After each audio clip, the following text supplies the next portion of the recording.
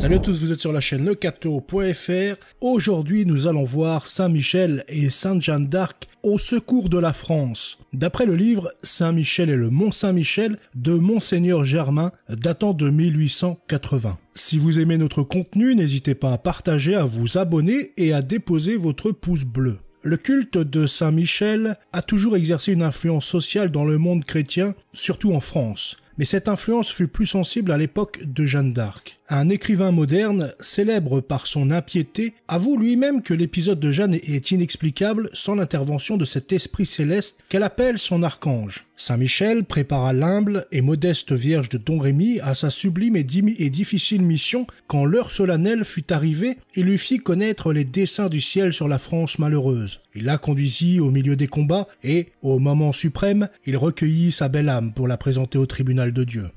Les Anglais, comprenant cette action mystérieuse de l'archange sur l'esprit de Jeanne d'Arc et d'un grand nombre de Français, voulurent en paralyser les effets. En plusieurs endroits, ils s'efforcèrent de remplacer le culte du prince de la milice céleste par celui de Saint-Georges, leur patron. Ailleurs, ils essayèrent de se rendre l'archange propice, en lui érigeant des temples et des autels. Leurs souverains firent frapper des pièces d'or et d'argent à l'effigie de Saint-Michel, dont ils se montrèrent les dévots serviteurs à l'exemple de nos rois. Mais l'ange tutélaire de la France ne devait pas favoriser des ennemis qui ravageaient notre territoire depuis un siècle, le couvraient de ruines et l'arrosaient de sang. Le signal de la délivrance fut donné au Mont Saint-Michel. Les défenseurs de la place reconnurent qu'ils avaient triomphé par l'aide de Dieu et de Monseigneur Saint-Michel, prince des chevaliers du ciel, et le succès de leurs armes fut le prélude d'une série de victoires dont la France s'est toujours crue redevable à la protection du belliqueux archange. Par une coïncidence d'ailleurs bien remarquable, pendant que d'Estouville, à la tête d'une poignée de braves, battait l'ennemi sur les bords de l'océan, le prince de la milice céleste apparaissait dans la vallée de la Meuse à Jeanne d'Arc, notre libératrice. Il lui dit d'une voix pleine de douceur « Jeanne, sois bonne et sage enfant, va souvent à l'église. » Lorsque la petite bergère vit pour la première fois cet ange au visage resplendissant et aux grandes ailes déployées, elle eut grand peur et, dans sa frayeur, elle voit sa virginité tant qu'il plaira à Dieu, mais bientôt la présence de Saint-Michel ne l'effraya plus. Quand elle le voyait, il lui était avis qu'elle n'était pas en péché mortel. Un jour, elle l'aperçut entourée d'une troupe d'anges dont la beauté la saisit d'admiration. « Je les ai vus des yeux de mon corps aussi bien que je vous vois », disait-elle plus tard à ses juges. « Et lorsqu'ils s'en allaient de moi, je pleurais, et j'aurais bien voulu qu'ils me prisent avec eux. » Dans ses premières apparitions de 1425 à 1428, l'archange lui montrait la grande pitié qui était au royaume de France sans lui découvrir ouvertement les desseins de Dieu sur son peuple infortuné. Cependant, il lui disait déjà qu'elle quitterait un jour sa mère, ses jeunes amis, sa chère vallée, et qu'elle irait au secours du roi. Puis, pour la guider, il lui envoya Sainte Catherine et Sainte Marguerite. Fidèle à la voix de son ange, la petite Jeanne se donna tout entière à Dieu et lui voua sa virginité. L'heure était arrivée. En 1428, Jeanne vit l'archange sous la forme d'un guerrier. Il avait des ailes aux épaules, mais pas de couronne sur la tête. Il prononça ces mots d'une voix forte. « Lève-toi et va au secours du roi de France et tu lui rendras son royaume. »« Mais sire, répondit Jeanne, je ne suis qu'une pauvre fille, je ne sais chevaucher ni conduire des hommes d'armes. » Saint-Michel répliqua. « Tu iras trouver messire Robert de Brodicourt, capitaine de Vaucouleurs, et il te baillera des gens que tu conduiras au dauphin. » Jeanne d'Arc, la plus simple et la plus timide des jeunes filles, obéit aux ordres de l'archange. Elle quitta sa famille et tout ce qu'elle avait de cher au monde. Elle trouva le sire de Brodicourt, parti de Vaucouleurs, et se présenta devant le dauphin qu'elle reconnut grâce à l'assistance de ses célestes protecteurs qui l'accompagnaient partout, la fortifiaient et l'éclairaient.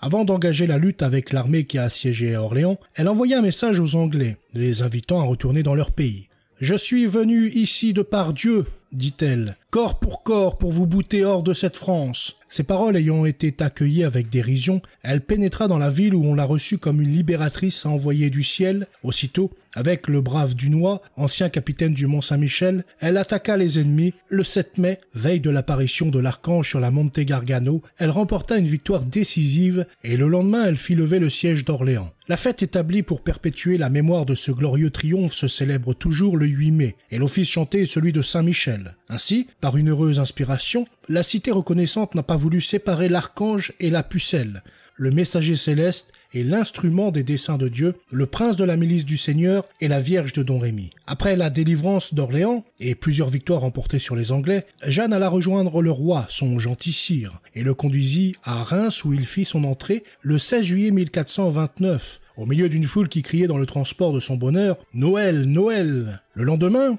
Charles VII était sacré dans l'ancienne basilique de nos rois et la jeune héroïne, surnommée désormais la pucelle de France, versait des larmes de joie et remerciait Messire Saint-Michel de l'avoir protégé au milieu des combats. À partir de ce jour, nos armées allèrent de victoire en victoire, la France était sauvée. Jeanne déclara plus tard à ses juges qu'elle avait eu, par Saint-Michel, Sainte Catherine et Sainte Marguerite, cette révélation de Dieu qu'elle ferait lever le siège d'Orléans, couronner Charles son roi, et chasserait tous ses adversaires du royaume de France. Orléans était délivré et Charles avait reçu l'onction royale. La pucelle se mit à l'œuvre pour expulser les Anglais de nos villes et de nos provinces, mais elle devait laisser à Dunois l'honneur d'accomplir cette dernière partie de sa mission. Dieu lui réservait à elle-même l'héroïsme du martyr après l'héroïsme de la bravoure.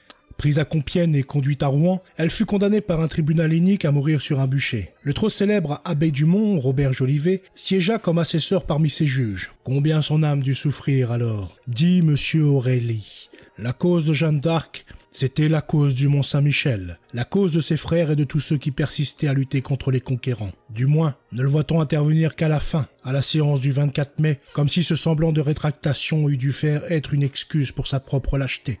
Dans le cours de ce procès odieux, Jeanne fait connaître ses rapports intimes avec Saint-Michel depuis son âge de 13 ans, et enfin, à l'heure du supplice, quand la terre l'abandonne, elle invoque l'archange avec la confiance la plus touchante et la piété la plus tendre. Jean Beaupère lui parla-t-il de cette voix mystérieuse qu'elle appelle sa voix ? Oui, répond-elle sans hésiter. Je l'ai entendue hier et aujourd'hui, le matin, à Vêpres et à l'Ave Maria. Il m'est plusieurs fois arrivé de l'entendre bien plus souvent. Elle m'a dit de répondre hardiment et que Dieu m'aiderait. Cette voix, ajoute-t-elle, vient de la part de Dieu, et je crois bien que je ne vous dis pas à plein tout ce que je sais. Cette nuit même, la voix m'a dit plusieurs choses pour le bien du roi, que je voudrais bien que le roi sût quand je devrais ne pas boire de vin jusqu'à Pâques, car s'il le savait, il en serait plus aise à son dîner. Lui demande-t-on quelle était cette voix qui se fit entendre et à elle à l'âge de 13 ans. C'était Saint-Michel, s'empresse-t-elle de répondre. Je l'ai vu devant mes yeux et il n'était pas seul, mais bien accompagné des anges du ciel. Elle refuse d'abord de dire quelle figure il avait. Mais le juge la pressant de ces questions puériles et malaisantes, elle répond. Je ne lui ai pas vu de couronne. Avait-il des vêtements ? Reprend son indigne interlocuteur. Pensez-vous que Dieu n'ait pas de quoi le vêtir ? Dit-elle en le rappelant à la pudeur. Avait-il des cheveux ? Pourquoi lui serait-il coupé ? Tenait-il une balance ? Je ne sais. Dans la dernière séance publique, celle du 3 mars 1431, on revint sur le même sujet. Vous avez dit que Saint-Michel avait des ailes. Avait-il aussi une tête naturelle ? Je l'ai vu de mes yeux, répondit-elle, et je crois que c'est lui aussi fermement que Dieu est. Plus tard, elle dit encore. Oui, je le crois. C'est Saint-Michel qui vient pour me réconforter et me conseiller.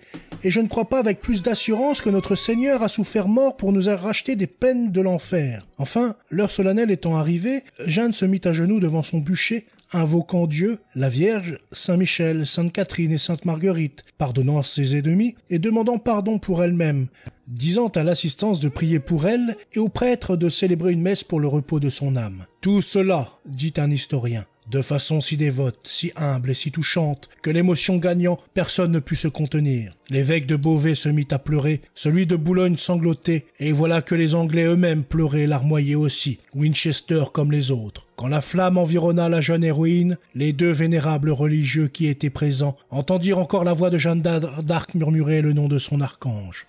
La mission de Jeanne d'Arc était accomplie, elle avait songé avec Dunois à se rallier aux défenseurs du Mont-Saint-Michel, mais ce projet ne put se réaliser. Un accident survenu en 1433, 2 ans après la mort de la pucelle, fit naître dans les Anglais l'espérance de venger leur défaite et de s'emparer du Mont-Saint-Michel. Lord Thomas Call réunit une armée nombreuse avec des machines épouvantables et plusieurs instruments de guerre, entre autres de fortes pièces d'artillerie, et, le 17 juin 1434, veille de Saint-Aubert, il fit tout disposer par un assaut général. L'heure solennelle était arrivée, le soleil dorait de ses premiers rayons le sommet de la montagne, le vent faisait flotter sur les tours l'étendard de Saint-Michel et la bannière du roi de France. Bientôt, les bataillons ennemis s'ébranlèrent, les canons furent dressés sur leurs afflux, on entendait le signal du combat. Le général anglais fit sommer la place de se rendre, mais Louis d'Estouville répondit avec fierté.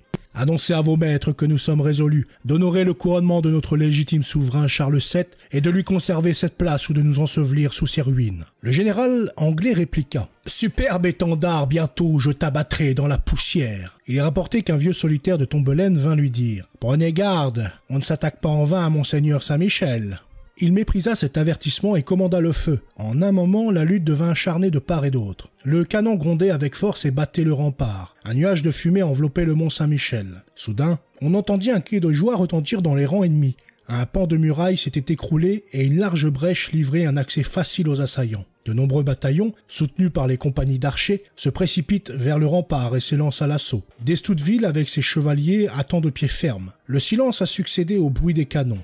On n'entend plus que le cliquetis des armes. Une lutte corps à corps est engagée entre les soldats anglais et les défenseurs de la citadelle. Quel spectacle! Un vieux moine témoin du danger s'écrie avec larmes: « Saint-Michel à notre secours !» Destouteville est environné d'ennemis. Il se dégage, monte sur une éminence, saisit l'étendard anglais et le jette dans la poussière. Guillaume de Verdun brise son épée sur la tête d'un adversaire. Aussitôt, il s'arme de sa hache et frappe à coups de redoublés. Les assaillants se retirent, mais un de leurs chefs, l'épée haute et le visage découvert, arrête les fuyards et les ramène à la charge. Les assiégés font pleuvoir sur eux une grêle de pierres et les repoussent une seconde fois. 8 jours s'étaient écoulés. Les Anglais tentèrent un autre assaut avec toutes leurs forces réunies. Dès le lever du soleil, ils commencèrent à battre le rempart et bientôt, plusieurs brèches furent pratiquées dans la partie basse de la ville. La garnison fit des prodiges de valeur, mais il fallut céder au nombre et se retirer dans le château. À la vue du danger, plusieurs moines se mêlèrent aux assiégés pour repousser l'assaut et combattirent avec le brave Guiton, Robert Duhomme, Guillaume de Verdun, Thomas de Breuilly et les autres chevaliers. L'ennemi fut de nouveau culbuté, la déroute devint complète et le champ de bataille resta au pouvoir des soldats de Saint-Michel. Les Anglais perdirent plus de 2000 hommes dans ces derniers assauts et laissèrent de précieuses dépouilles aux mains des Français. Parmi les souvenirs de cette lutte à jamais mémorable, le mont Saint-Michel possède encore 2 énormes bombardes appelées les Michelettes et dont l'un est chargé d'un boulet de pierre. Les vainqueurs et les vaincus attribuèrent l'issue du combat à l'intervention de la Vierge, au glorieux archange Saint-Michel, prince de la milice céleste, et à Saint-Aubert, l'honneur et la gloire des prélats. Les soldats anglais dirent qu'ils avaient aperçu dans les airs, à la tête des assiégés, Saint-Michel armé d'un glaive étincelant, et lorsque le roi Charles VII envoya le comte de Dunois complimenter d'Estouville et ses chevaliers, il fit déposer un ex-voto dans la basilique du Mont. À la même époque, l'image de l'archange brillait sur nos étendards avec ces 2 devises. « Voici que Saint-Michel, l'un des princes de la milice céleste, est venu à mon secours. Saint-Michel est mon seul défenseur au milieu des dangers qui m'environnent. » Le salut de la France était assuré grâce à la protection de l'archange, et les premiers instruments dont le ciel se servit pour arracher nos provinces à la domination étrangère furent les moines et les chevaliers du Mont Saint-Michel avec l'humble Vierge de Don Rémy. Voilà, c'est tout pour cette vidéo, j'espère qu'elle vous aura plu. Je vous souhaite une bonne journée, à bientôt, salut.